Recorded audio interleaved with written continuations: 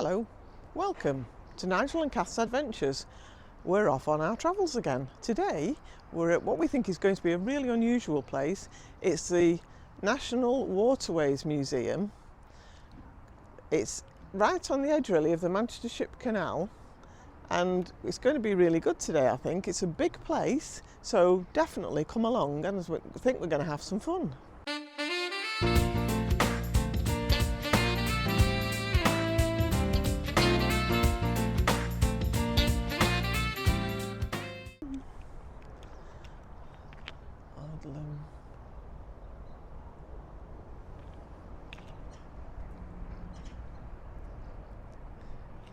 It says here there used to be some daily sailings from here at Ellesmere Port, Cheshire, Aldham, Shrewsbury, Wolverhampton, Telford and Birmingham. Quite a busy spot. We've got some of the old cottages, Porter's Row, which shows you what life's been like for the people who were working on the canal.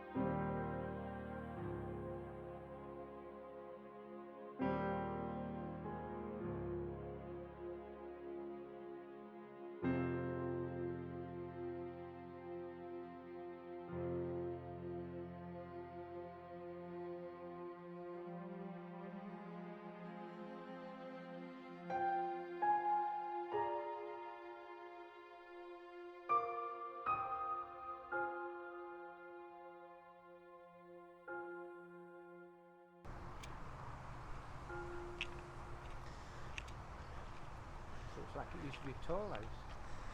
Yeah, this is where you used to probably have to pay to get from one canal maybe onto the Manchester Ship Canal. And just to the left here is a little row of porters' cottages, which would have been for the people who worked here to actually live in. This is called George, according to this. This is massive. Right, this boat's called the Big Mere. Probably another King coal transporter. And look at this little cute bird at the bottom here swimming away. Oh, his mum's here too. It's a moorhen. How cute is that? Look at the size of them compared to this boat. Oh, there's 3 of them. 4 of them. Oh, how lovely. Oh, that one's gone in all the weeds. Yeah, you can see from here how big the site actually is. You can see the Mersey in the distance and the Manchester Ship Canal in between, and then this is the Shropshire Union.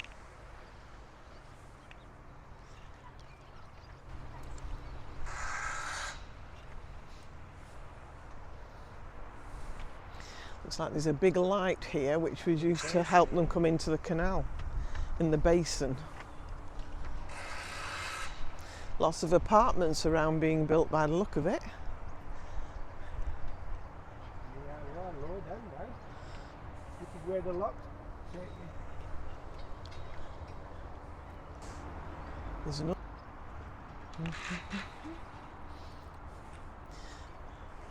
This looks like a huge warehouse on the left. I don't know if we can get to that. Oh, it's called Raddle Wharf because of the reddish colour of the ore. Right.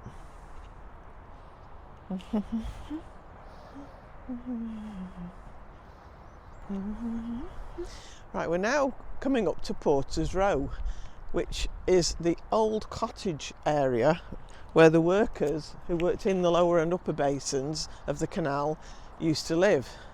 Nice little touch with a little old phone box out here and some little bikes outside.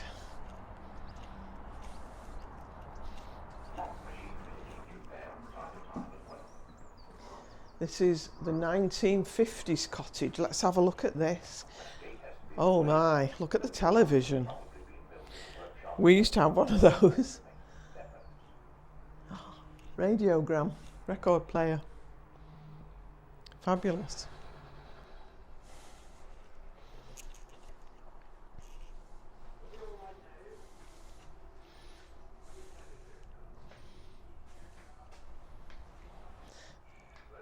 This is the 1950s kitchen.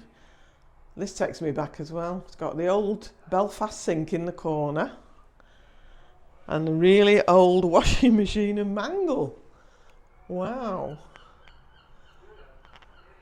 And they seem to have a little room here which used to probably be the toilet but isn't now, and then just through here is like a little area where the children could play. Got some prams here. This is the next door cottage. These were built in 1833, as I said, to house the workers from the dock and the canal. And look at the old maiden to hang your clothes on. Definitely remember those. And I love the old fireplace.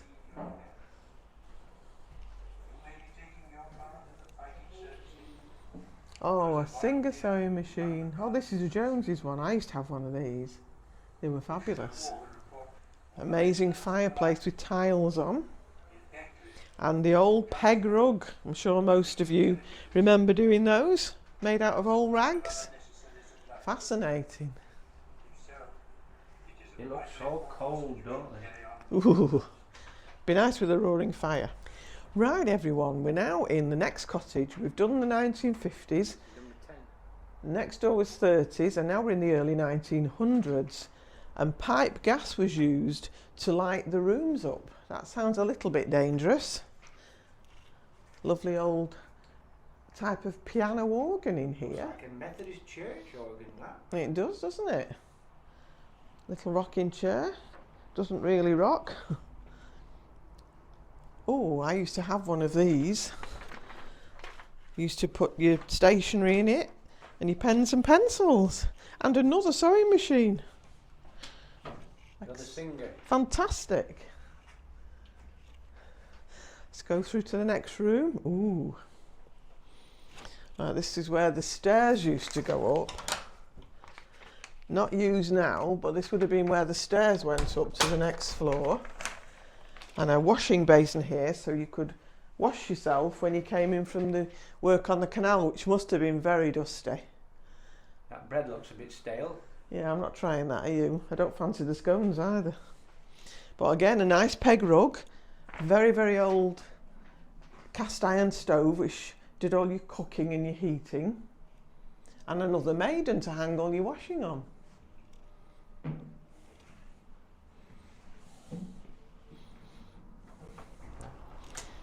Nigel's very excited about this because his granny used to have one. It's called a tip and tumble toilet.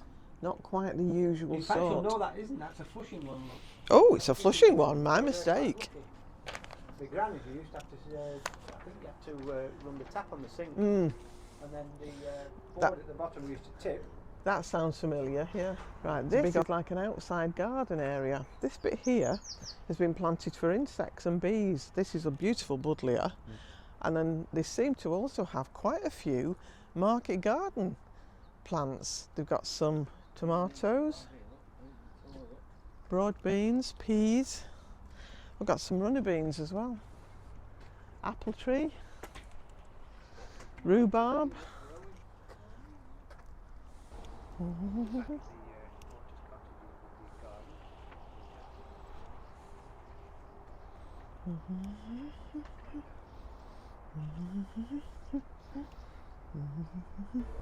Across the Mersey towards Liverpool, and you could just see, you might not be able to see, but you've got the In the is it the centre. no, it's not the Catholic Cathedral, it's the other one, isn't it? Is it the Anglican? I think so. It's Yeah. the brownstone one. Yeah, the brownstone one. Right, we're coming into the last cottage on Porter's Row now. This is the 1830s. No gas, electricity, running water or flushing toilets. And it was all lit by candles. So we're getting very basic here with just a coal stove to warm the rooms. A coal stove or a coal? Yes, I bet it was coal. Oh, a dolly tub here to do your washing in. Children nowadays wouldn't probably even know what that was. This is the second little room, which is mostly the kitchen utility room. Little bath in the corner. I remember having a bath in one a bit bigger than that, which is broomstick for sweeping up, and a very old coal stove again. Original tiled floor by the look of it.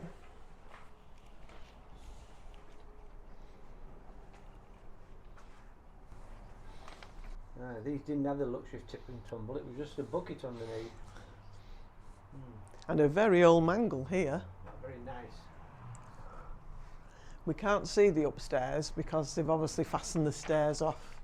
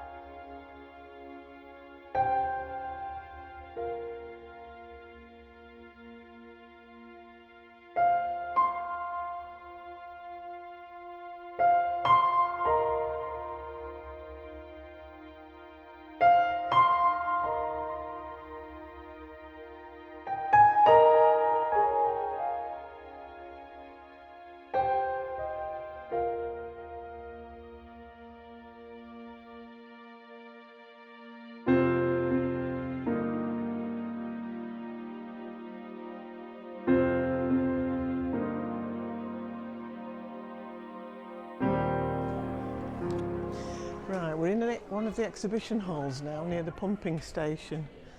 There's lots of different canal information on the walls. Beautiful oak staircase. It's all about building the waterways. So we'll have a look at the exhibits.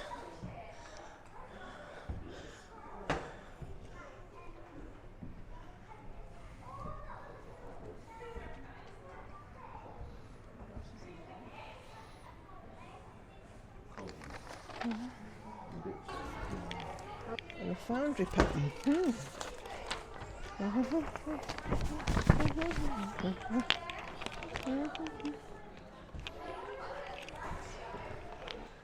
This is a really long, narrow wooden boat. Again, going a bit rotten. Not quite sure how you sat in it.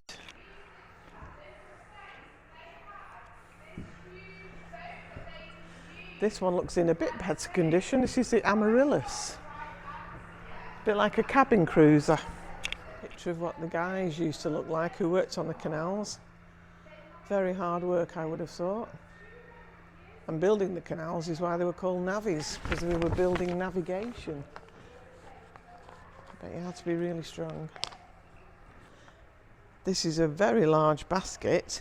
I don't think anybody could have carried that. It would have had to be pulled by machinery. It almost looks like the bottom of a basket for a hot air balloon. But Yes, I think that would have had to be winched up with Yeah. some crane. there doesn't seem to be anything information on it. This is SS Manchester Regiment. Beautiful boat.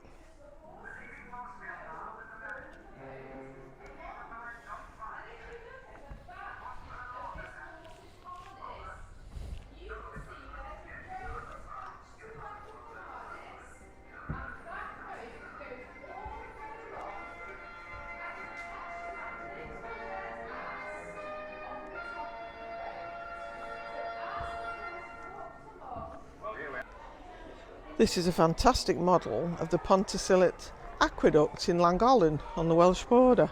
Quite interesting because we've actually walked across this and we've been across it in a canal boat too. Apologies if you haven't pronounced it properly. Probably not, but I'm not Welsh. In the distance is the model of the Ellesmere Port. We're hoping to go on that next time we're here. This is a typical picture painted of a castle. I'm not sure why castles were painted on boats, but they were, as well as roses. Yeah, castles and roses. What's this?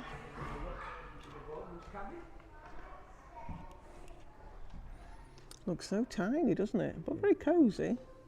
We'll have a look from the other side. Oh, what a beautiful horse. Rainbow. That was crocheted by the local group. How lovely. Through the ice.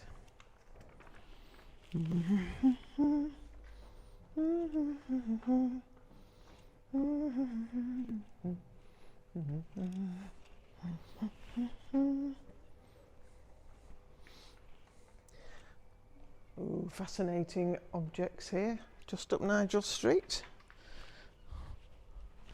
Looks like a collection of engines, doesn't it, from the boats? Look at the size of the tillers. Look at this one here. Yeah, huge. And big saws on the wall. There's definitely easier ways of cutting wood up now.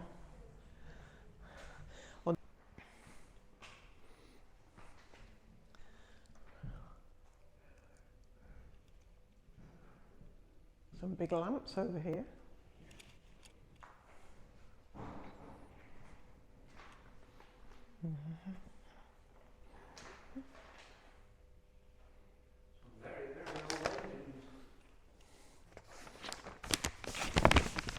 They all make different noises.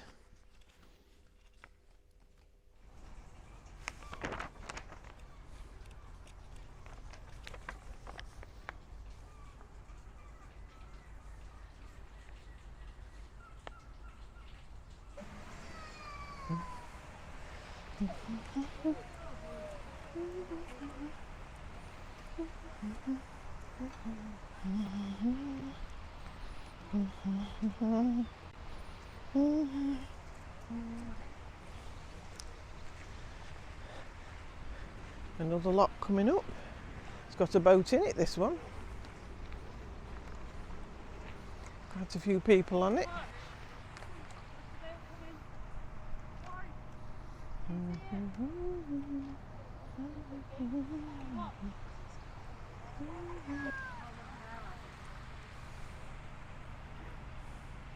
Lock gates opening, and here comes the canal boat.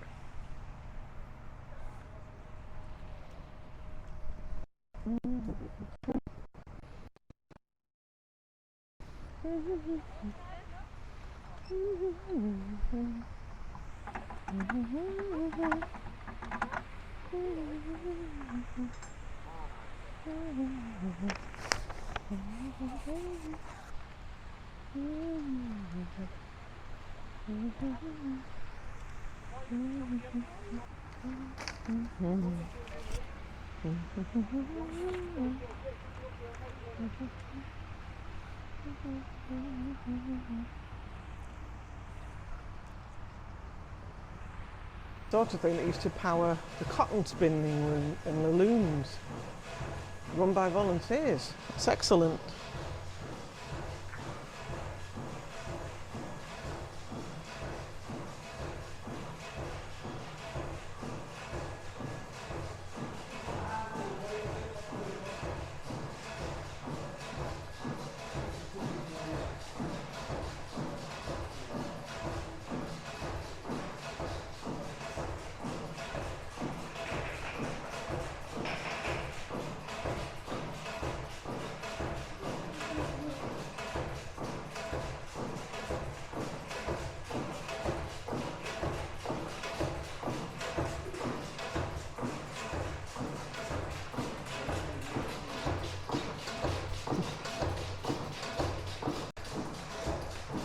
engine was fitted to a canal narrowboat but never installed.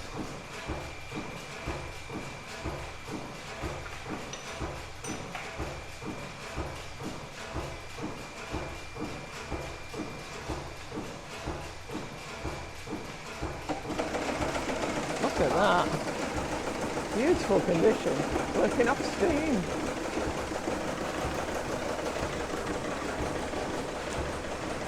That's a big one. To run this one, but it's connected up to the electric motor, so if you press that button it will run on its own. Ooh. It also says, just to demonstrate how it runs. This engine was built in 1946 and it was running up to 1970. Just after the war. Right. And it powered this ship here, the Davenham. It's a picture of the Davenham on the wall there.